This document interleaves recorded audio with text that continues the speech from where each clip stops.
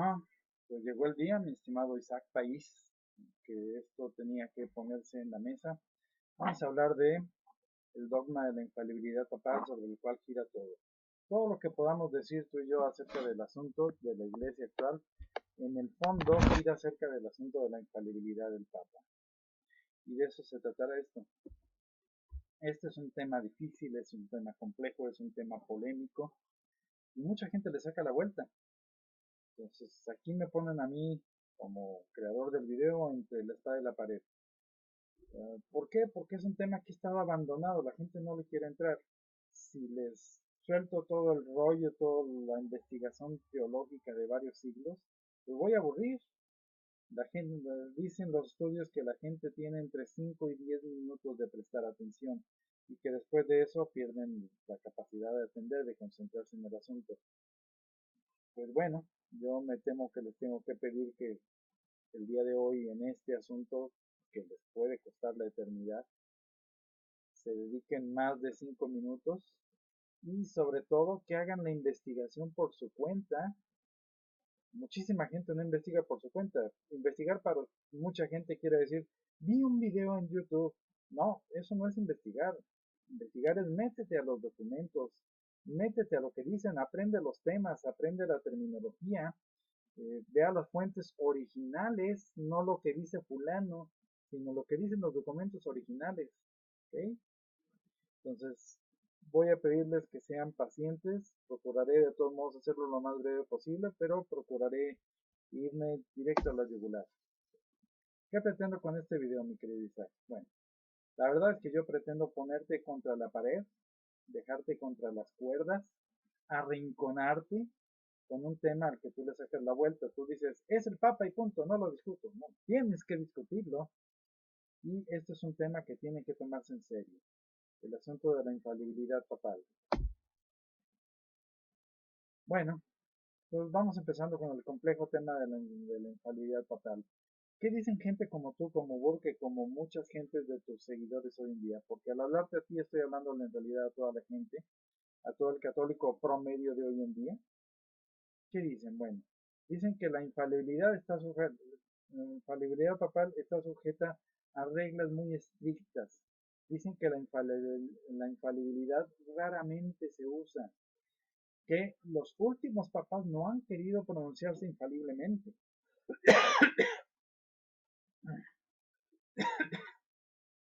Y por lo tanto que la infalibilidad es equivalente a las pocas definiciones solemnes de las cuales, por ejemplo, el Papa Bergoglio nunca las ha querido hacer, y que los papas modernos no han invocado la infalibilidad. Fíjate en ese último tema que muchas veces lo dicen, no han querido invocar la infalibilidad como dijeron del Concilio Vaticano, el falsamente llamado Concilio Vaticano II, porque solo ha existido un concilio, el que se hizo hace 2 siglos en la ciudad del Vaticano, en Roma.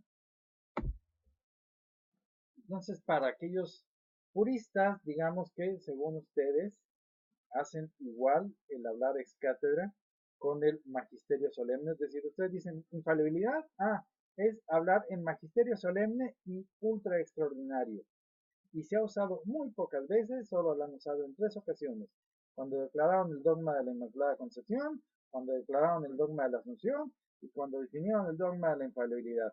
Y ahí en más, los demás papas no han querido usar el asunto de la infalibilidad. ¿Ok? La infalibilidad se ha usado muy pocas veces. Bueno, si eso es cierto, ¿qué han hecho los papas en los últimos 2000 años? Han estado calentando la sidra en la silla y haciendo asuntos políticos en Roma. Se han dedicado a extender el imperio papal, gobernar políticamente Italia. Y van a decirme que San Pedro nunca habló ex cátedra. Van a decirme que la infalibilidad es un asunto voluntario, que se prende o apaga voluntad. Y ustedes los que dicen que la infalibilidad tiene reglas estrictas, bueno, ¿cuáles son? Pónganlas, díganmelas, ¿dónde están? ¿En qué documento oficial del Vaticano dice reglas oficiales estrictas de la infalibilidad? La infalibilidad solo podrá ser usada bajo la regla A, B y C y se ocupa el método A, B y C. Denme ese documento Digo, para que lo sepan, ustedes que dicen que tiene reglas estrictas, el único documento oficial sobre las definiciones dogmáticas sobre lo que se trata la infalibilidad es la propia definición dogmática Pastora Eterna. Nada más. Ahora bien, para hablar de la Pastora Eterna tenemos que referirnos a cómo estaba el mundo antes del concilio. Si recordamos por aquellos años, nuestra Inmaculada Madre, la Virgen María, se había presentado en este pueblito de Italia ante Melania y ante Maximino en la Saler, más o menos por esos tiempos, y ella en aquellos tiempos, hace 2 siglos, ella ya dijo que la iglesia era una cloaca de impureza y de herejía. Estamos hablando de hace 2 siglos, o sea, todavía existían los pederastas que tenemos hoy en día, y la Virgen ya lo dijo, ¿ok? Entonces el mundo en aquellos entonces, estamos hablando de finales del siglo XVIII, el XIX, el siglo XIX, el mundo ya estaba a un paso, a un tris muy cerca de irse hacia lo que hoy en día vimos como el comunismo. Había triunfado la Revolución Francesa, había triunfado Lutero, había triunfado Enrique VIII, ya habían destronado, estaban a punto de destronar a los reyes católicos, es decir, el mundo ya estaba a un tris de iniciar el camino de la apostasía y los herejes ya estaban empezando a ganar la batalla. No la batalla contra la iglesia, eso nunca lo podrán ganar, sino la batalla contra las naciones, con descristianizar al mundo. Y por lo tanto estaban haciendo todo lo posible por eh, echarle tierra al concilio que se venía. Se las olían algunos que el Papa, viendo el peligro en el que se veía la fe, iba a declarar el dogma de la infalibilidad. Y no lo querían, no querían que se hiciera, no querían que se hiciera, que prácticamente el día que el Papa define el dogma de la infalibilidad, estalla la primera guerra mundial para desbaratar el concilio y que no se pudieran volver a juntar. Entonces el concilio Vaticano II nunca se terminó. ¿Por qué? Porque lo impidió una guerra mundial provocada precisamente para iniciar el dominio secular del mundo. ¿Ok? Entonces, hubo una guerra antes del concilio. Y era una guerra dogmática, era una guerra de herejía. No nos refiramos todavía a una guerra armada. Ah, antes del concilio, cuando el Papa convoca el concilio, y los herejes, sabiendo lo que se venía, y esto les aseguro que es algo que muchos de ustedes no han investigado, sobre todo tu país no te has puesto a investigar el asunto del concilio a fondo antes de que este se declarara. Hubo un grupo de autores que se denominaron colectivamente como Janus, que eran herejes, y en la preparación del concilio que el Papa lanzó, sacaron ellos un libro, un libraco, que decía El Papa y el Concilio. El libro, el original era en alemán, lo tradujeron a todos los países, a todos los idiomas del mundo, para difundir la herejía.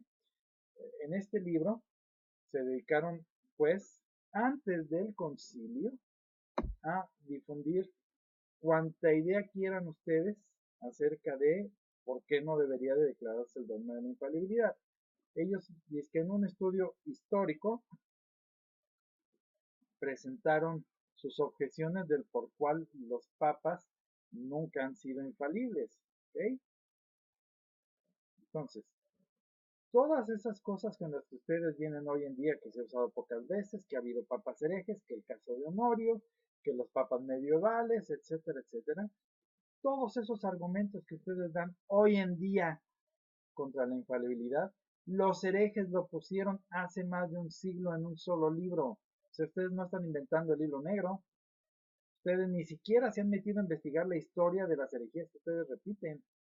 Lo que ustedes repiten hoy en día de que hubo papas herejes, ya lo dijeron los herejes hace 2 siglos antes del concilio. Lo dijeron en un libraco que mandaron lógicamente al Vaticano. Es decir, el Papa estaba enterado del por qué no debía él de promulgar ese dogma. Y para ello aquí está la prueba, aquí está el libro de Janus. Vean la tabla de contenidos. Le tenían tire al sílabus que el Papa había declarado. Aquí tienen la tabla de contenidos, el ultramontismo, que ya acusaban algunos católicos fieles al Papa a ser ultramontanos. No seamos ultramontanos, el Papa no está por encima de todo, que es lo que ustedes dicen hoy en día. En realidad los ultramontanos son ustedes. Y aquí están entonces claramente declaradas las herejías por las cuales ellos decían, el Papa no es infalible, aquí están las pruebas, aquí están las evidencias, no lo hagan, van a causar una catástrofe mundial, ha habido papas herejes, y lo dijeron claramente en este libro.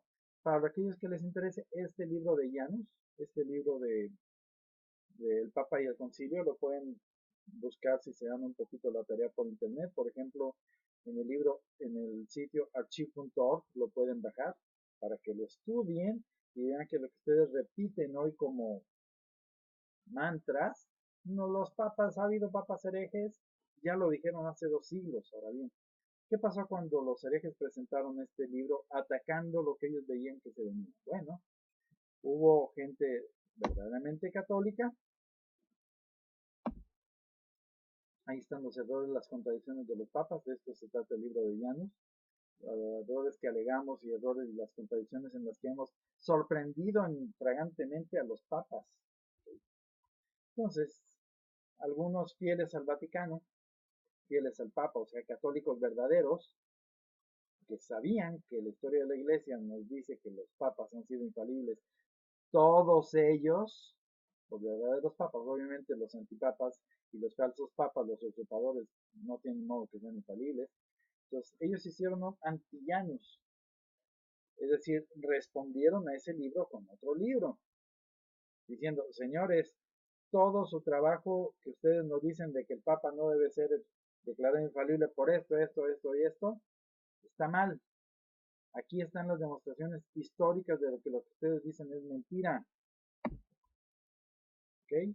Entonces, todas las objeciones que se presentaron antes del concilio, diciendo de que había papas herejes y los papas medievales, y que el Papa Honor y todas aquellas cosas fueron respondidas antes del concilio. Luego, viene el concilio, que como ya dije fue interrumpido por los que buscan el dominio del mundo, con una guerra que interrumpió el concilio. Los cardenales de aquellos tiempos, los obispos y el Papa, viendo los tiempos que se venían, deciden sacar la constitución dogmática pastora eterna. Es decir, los pocos obispos fieles que había en aquellos entonces, porque ya había algunos falsos obispos disfrazados de obispos en aquellos tiempos, infiltrados dentro de la iglesia. Pero ojo, ellos no eran parte de la iglesia. Entonces, aquellos obispos fieles, junto con el Papa, sacan la constitución dogmática Pastor Aeternus, que es la que define el asunto de la infalibilidad. Ahora, vamos a empezar por el propio título, Pastor Eternus. Este título de Pastor Eterno, bueno, conviene lógicamente a Jesucristo, Él es el Pastor Eterno de las almas, pero no era ese el sentido en el que lo decían los padres conciliares. ¿Okay? Vamos a analizar un poco el propio título de la Constitución dogmática. ¿Qué significa la palabra eterno? Bueno, eterno significa que no tiene final, es decir, nunca jamás va a terminar, o lo que es lo mismo, no tiene excepciones. Algo que en algún momento dado deja de ser, pues eso entonces no fue eterno, lógicamente. Hay una excepción por este momento, dejó de ser, y luego volvió a ser, sí, ya no fue eterno. Algo para que sea eterno tiene que ser desde que tiene el ser hasta la eternidad, no debe faltar la continuidad en el ser. ¿Ok? Cuando el Señor le da la chamba a San Pedro, le pregunta, San Pedro, ¿me amas? Apacienta mis ovejas. Y San Pedro, como ya dije en otros videos, Pedro, que quiere decir piedra, tiene la piedricidad de Jesucristo, es decir, Jesucristo mismo le comunica la piedricidad de él ser la roca inamovible, a Pedro. Entonces, los Pedros son el pastor eterno, y por lo tanto, al ser siempre pastor, eternamente pastor, nunca será mercenario, siempre será el buen pastor. Ustedes están diciendo hoy en día que Bergoglio es un pastor que ha faltado a su deber y que ha sido un mercenario. No, señores, Bergoglio y los que nos antecedieron nunca han sido pastores, porque el pastor es eterno. ¿Ok? Eso debe quedar muy claro.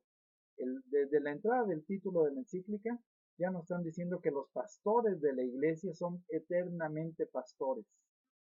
Y por lo tanto, si son eternamente pastores, nunca pueden ser mercenarios a la vez. O una cosa o la otra. O eres pastor eternamente, o tienes excepciones y eres mercenario. Bueno, ¿qué dice el texto? Nos vamos a meter ya al documento. ¿Qué dice el texto de la definición de la infalibilidad? Tienen que leerlo por ustedes mismos. Búsquenlo, estudienlo, porque luego van a salir con que en el contexto dice tal cosa. No, señores, el contexto lo da la propia encíclica. Y antes de llegar a la definición da el contexto, y el contexto son como 5 párrafos hablando acerca de la infalibilidad del Papa. Ese es el contexto. Y la definición final la tienen que leer en ese contexto. ¿Cuál contexto? Los 5 párrafos que lo preceden, ¿ok? Vamos a analizar esos 5 párrafos que lo preceden a la definición estricta. El contexto es este, dice.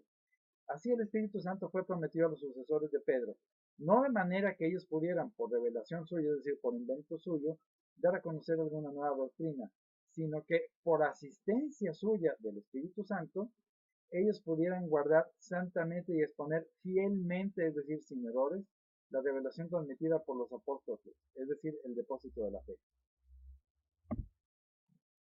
Otro párrafo dice, ciertamente su apostólica doctrina fue abrazada por todos los venerables padres y reverenciada y seguida por los santos y ortodoxos doctores, se refiere a los doctores y a los padres antiguos de los otros concilios, ya que ellos sabían muy bien que esta sede de Pedro siempre permanece libre de error alguno según la divina promesa de nuestro Señor y Salvador al príncipe de sus discípulos. Yo he rogado por ti para que tu fe no falle, le dijo a San Pedro, y cuando hayas regresado, ¿de qué? De la traición que le hizo. Es decir, Jesucristo sabía que Pedro lo iba a traicionar. Y le dice, y cuando hayas regresado, fortalece a tus hermanos, es decir, sostén la fe de tus hermanos. ¿Ok? Yo rogaba para ti para que tu fe no falle. Cuando en el futuro, cuando después de que hayas regresado del error que vas a tener, Pedro. ¿Ok? Eso debe quedar muy claro. Entonces, para aquellos que me salen con que San Pedro se equivocó. No, señores, San Pedro no se equivocó. Nuestro Señor lo está diciendo por anticipado. Yo he rogado por ti para que tu fe no falle. No falle cuando nunca. ¿Ok? Luego continúa diciendo la pastor Eternos. Este carisma de una fe verdadera y nunca deficiente fue por lo tanto divinamente, es decir, por favor del cielo, conferida a Pedro y a sus sucesores en esta cátedra, de manera que puedan desplegar su elevado oficio, cual el de pastor eterno, es decir, siempre pastores, para la salvación de todos. Y han de hacer esto de tal manera que todo el rebaño de Cristo pueda ser alejado por ellos, ¿por quién? Por los papas, del venenoso alimento del error. Es decir, los que apartan a las ovejas del venenoso alimento del error son los papas. No, no me vengan a decir hoy en día que Bergoglio está dando alimento venenoso y pueda ser alimentado con el sustento de la doctrina celestial. Punto. Así, coma. Quitada la tendencia al cisma, es decir, a la división y a la herejía, toda la iglesia, toda, permanece preservada en unidad y descansando su fe en su fundamento que se mantiene firme contra las puertas del infierno. ¿Cuál es el fundamento de la iglesia? Pedro, es decir, Cristo fue muy claro, dijo, tú eres Pedro, y sobre esta piedra, es decir, sobre ti, sobre el papado, sobre la institución del papado, erigiré mi iglesia. Y esta iglesia que está erigida sobre el papado, es decir, sin papa no hay iglesia, se mantiene firme contra las puertas del infierno. ¿Cuáles son las puertas del infierno? La herejía, señores. Las puertas del infierno son la herejía. No quiere decir que venga Satanás con un tridente y mate a todos. Eso no son las puertas del infierno. Las puertas del infierno es que el error de la herejía se introduzca dentro de la iglesia. Y eso nunca ha sucedido. Ni sucederá jamás. ¿Por qué? Porque Cristo lo prometió. Luego continúa la pastora eterna. Pero ya en esta misma época, es decir, cuando el Papa estaba hablando, que estamos hablando de hace 2 siglos, cuando la eficacia apostólica salvadora del apostólico oficio es especialmente más necesaria, se encuentran no pocos que desacrediten su autoridad. Ustedes están como ellos, y a esto se refiere el Papa. Ustedes están desacreditando la autoridad del Papa. País, Isaac, tú estás desacreditando al Papa, dices Bergoglio se equivoca. No, señores, te lo está diciendo aquí el Papa.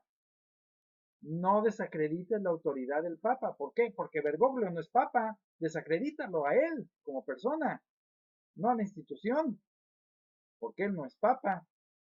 Entonces continúa el Papa. Nosotros juzgamos absolutamente necesario afirmar solemnemente la prerrogativa que el Hijo unigénito de Dios se dignó dar con el oficio al pastor eterno. ¿Ok? Necesitamos afirmar solemnemente la prerrogativa que el Hijo unigénito de Dios se dignó dar con el oficio pastoral supremo. ¿Cuál prerrogativa es esta? La prerrogativa de la infalibilidad. Los papas son infalibles si son verdaderos papas. ¿Ok? Y aquí te lo está diciendo el Papa. Y luego llegamos a la parte final, lo que es la definición en sí. Lo anterior fue el contexto, es decir, fíjense en el contexto. El contexto nos está diciendo que el Papa siempre tiene una fe verdadera.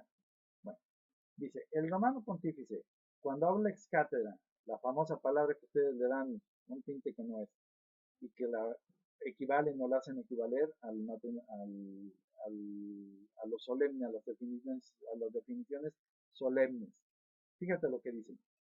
Esto es, cuando en el ejercicio de su oficio de pastor y maestro de todos los cristianos, esta es la primera condición para que sea ex cátedra, cuando en el ejercicio de su oficio de pastor y maestro de todos los cristianos, en virtud de su suprema autoridad apostólica, es decir, actuando como papa, no como Juan Cuerdas, no como la persona privada, define o sostiene una doctrina de fe o de costumbres, fe significa dogma y costumbres es moral, como que debe ser sostenida por toda la iglesia, es decir, cuando él dice, nosotros los católicos creemos esto,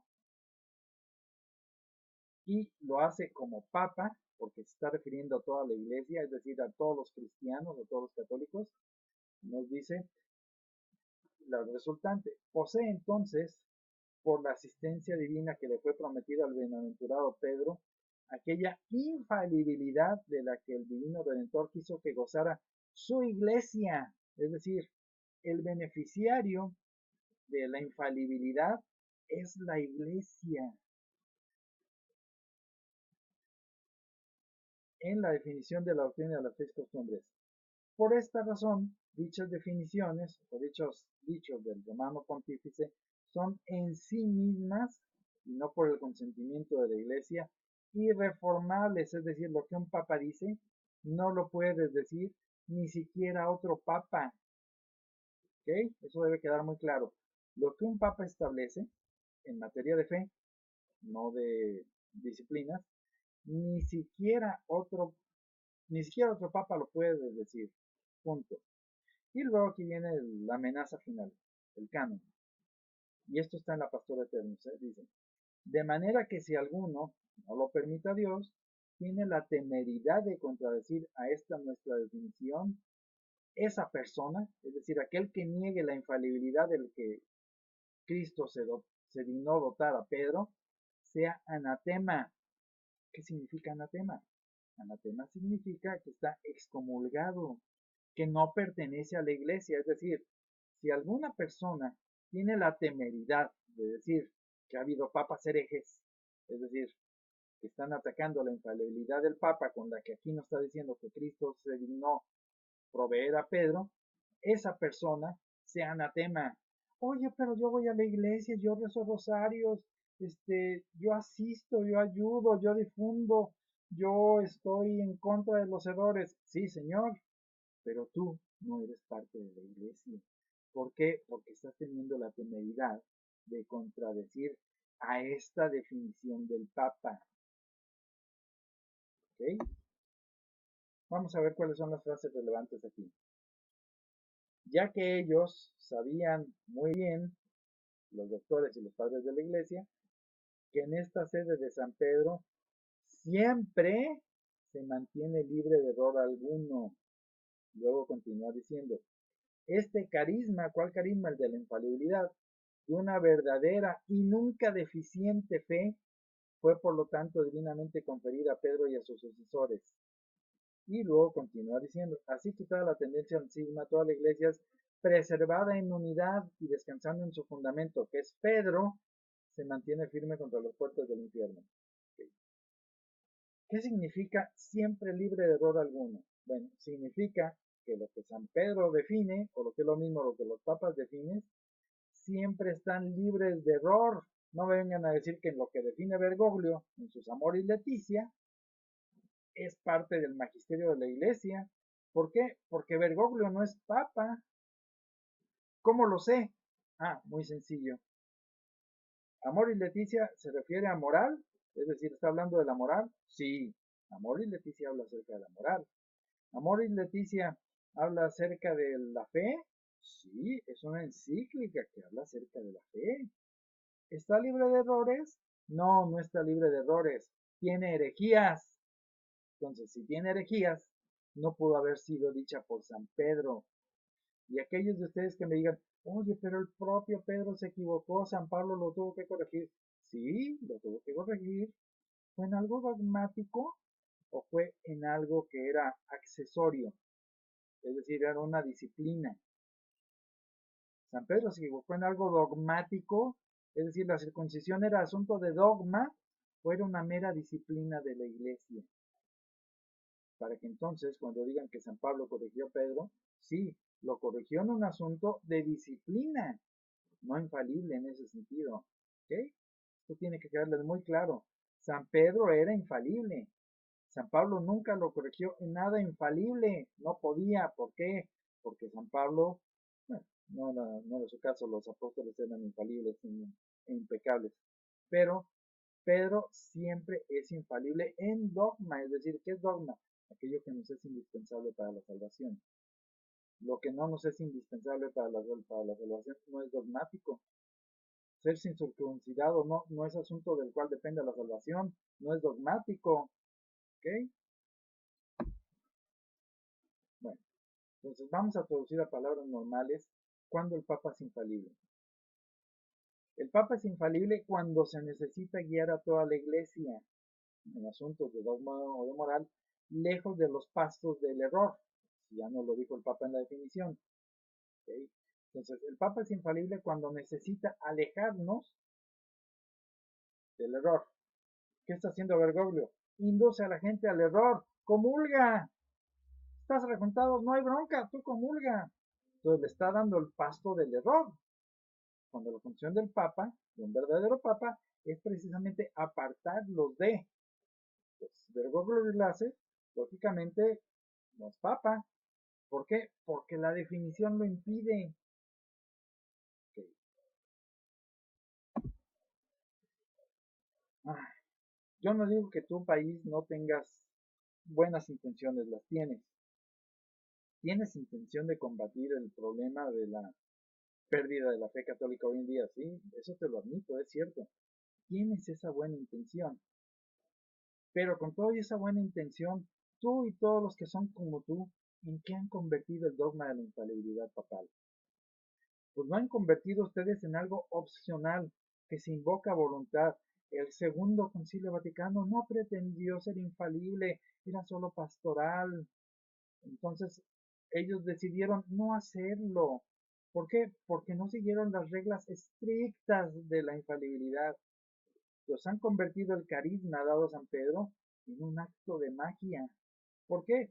Porque según ustedes, si el Papa dice las palabras mágicas, abra cadabra ex catedram, y hace un complicado conjuro siguiendo unas reglas estrictas, entonces cuando abra la boca, mágicamente va a decir palabras infalibles.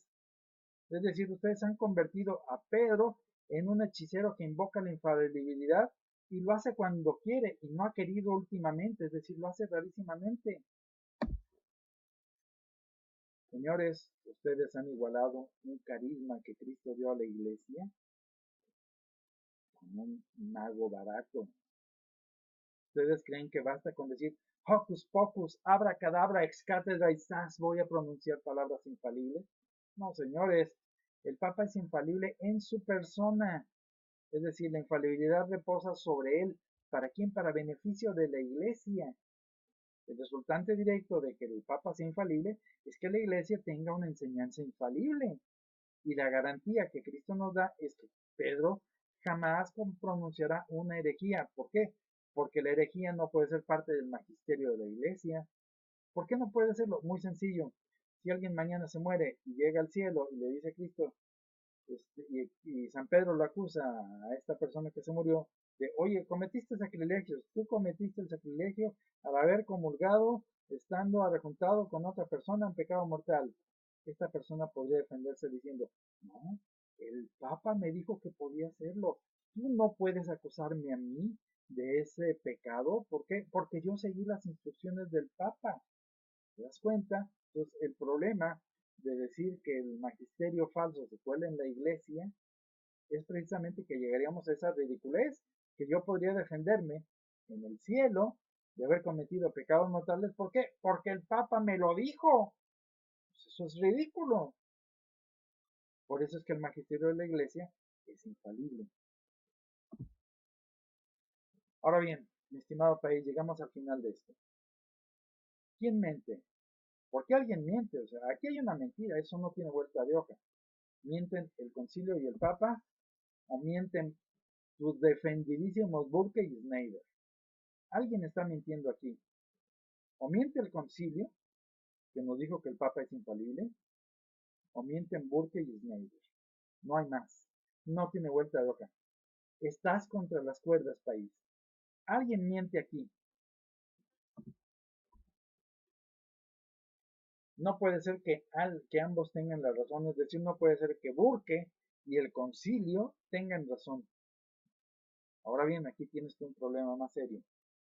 Ya vimos que el Papa, que antes de que se hiciera el concilio, había un estudio muy serio, histórico, muy profundo, según eso, diciendo en el libro de Janus, del Papa y el concilio, cuáles eran las razones históricas por las cuales el Papa no debía declararse infalible, ¿ok? Entonces, es decir, el Papa sabía que había evidencias de que los papas no eran infalibles, de que Honorio había sido un hereje, ¿ok? El Papa era consciente de eso, ¿por qué? Porque leyó el libro, y si no lo leyó se lo dijeron, ¿ok? Entonces, una de dos. O el Papa mintió declarando un dogma que no podía comprobar y lo hizo a pesar de tener pruebas históricas. Y si el Papa mintió declarando un falso dogma, y viene lo pesado, mi estimado. Fíjate el alacrán que te estás echando al hombro. Si el Papa mintió en ese dogma, ¿qué otros papas mintieron en otros dogmas? ¿Okay? Entonces, si tú afirmas que Bergoglio se equivoca, no, muy fácil. ¿En qué otras cosas se han equivocado los papas? ¿Entiendes el fondo? ¿Entiendes en la que te estás metiendo? ¿Entiendes en la que te estás metiendo? Si mintió el Papa al decir que los papas son infalibles, pudieron haber mentido en cualquier otro dogma. ¿Te queda claro? Este es el asunto en el cual te tengo contra las cuerdas. A ti y a todos los que te siguen. La alternativa es, o tú, aunque no quieras, por muy bien intencionado que seas, y Snyder y Burke y muchísima gente más, mienten. ¿Por qué? Porque los papas son infalibles. Nos quedan analizar las consecuencias de esto, pero eso será asunto de otro video. Entonces aquí tienes por un lado la Constitución dogmática Pastor Eternus y por otro lado tienes el escrito de Burke. Uno de los dos y solamente uno de los dos puede tener la razón. ¿De qué lado estás, mi estimado país? ¿Estás del lado del concilio, del Papa? ¿O estás del lado del Burke, que no se atreve a denunciar formalmente a Bergoglio como hereje? Fíjate lo que dice Burke, lo que dicen Burke y lo que dice tu querido Snyder. Dicen, ese documento comete herejías. Sí, pero si hay herejías, hay un hereje. No puede ser que las herejías salgan de la nada. ¿Aparecieron herejías? Pues es porque hay un hereje. Entonces, si definieron que esos documentos son heréticos, tenían que haber definido que Bergoglio es un hereje. ¿Ok? Eso tiene que quedarte muy claro. Entonces, ¿cuál es la estructura de la iglesia? Bueno, la estructura de la iglesia es que la iglesia es una extensión de Cristo, su cuerpo místico. Luego, entonces, si la cabeza, el cimiento de la fortaleza de la iglesia, es lo que es fuerte en la iglesia, es la piedricidad de Cristo, lógicamente esa piedricidad se transmite a la iglesia. Si Cristo pudo hacer el milagro de que su mano fuera inmune a todo error y pecado, ¿qué tendría de extraordinario que Cristo haga a Pedro inmune únicamente a la herejía, no a los pecados comunes? ¿Qué tendría de extraordinario? Es lo que tú estás negando. Tú estás negando que Cristo hizo inmune a Pedro de la herejía. ¿Okay? Eso es lo que te estás echando en el fondo. Vamos a ver, ¿qué sería más fácil? Supongamos que aún viviera el Padre Pío y supongamos que tuviera los estigmas y que todos supiéramos su calidad moral, es decir, que su santidad nos fuera cosa obvia, elemental. Tiene los estigmas, pues es santo, punto. Luego, muere el padre y un día tú vas a ver un video en YouTube donde lo filmaron o lo atraparon o las cartas o lo que sea, haciéndola de pedófilo o celebrando misa con los luteranos. ¿A quién? Al Padre Pío. Suponte que un día apareciera ese video. Aquí tendrías que responder a una pregunta. ¿Qué es más fácil? A, que el Padre Pío haya sucumbido a la pederastia o a la herejía, es decir, que él haya sido un hipócrita, una fachada. O bien que ese video es falso, que lo hayan suplantado o fabricado. ¿Qué es más fácil? Y estoy haciendo el caso con el Padre Pío. ¿Por qué? Porque su santidad es inminente, era visible. Ahí están los estigmas, sí, santo, punto. En el caso de los papas, estamos hablando de algo que no es visible como los estigmas. Estamos hablando de una cualidad moral. ¿Cuál cualidad moral? No la de ser impecables, sino la de ser imposible que sean herejes. Entonces, ¿qué es más fácil? ¿Que hayan suplantado al papado? ¿O que Bergoglio sea un hereje? Ahora bien, ya estábamos avisados. Heriré al pastor y se dispersarán las ovejas. ¿Cuáles ovejas se dispersaron? Las de los católicos. ¿Por qué? Porque no hay papa, estamos dispersos, cada quien jala para su lado, y eso tú lo puedes ver. Pues el fondo del asunto es que han suplantado al papado.